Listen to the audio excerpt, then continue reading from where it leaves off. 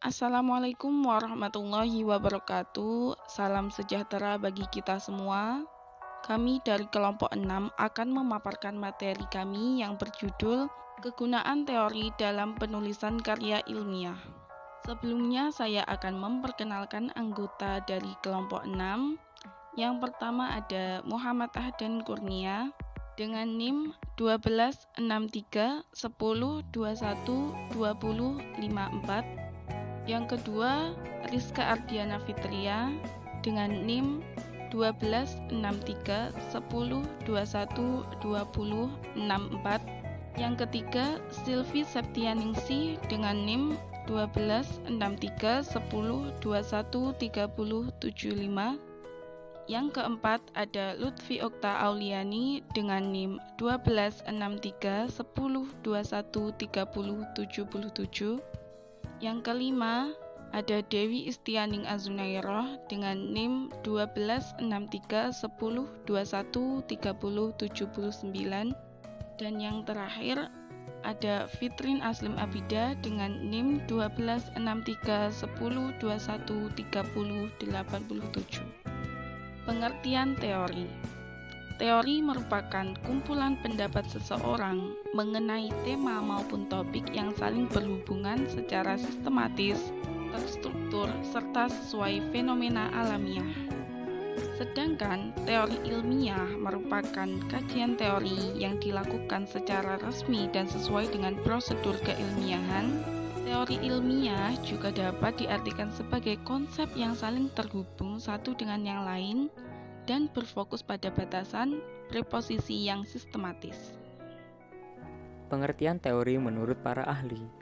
Yang pertama, Kornblum. Menurut beliau, teori merupakan sekumpulan konsep yang mencoba untuk mencari jalan keluar atau gejala terhadap tema atau kejadian yang sedang mereka amati. Yang kedua, Manning. Menurut Manning, teori adalah seperangkat asumsi dan kesimpulan logis yang mengaitkan satu set variabel dengan satu sama lain. Yang ketiga, Gardner-Lindsay.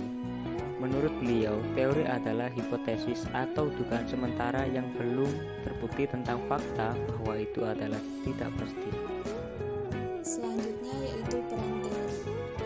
Teori memiliki peran yang sangat penting. Teori berperan membantu mendapatkan pengertian dan mengorganisasikan pengalaman.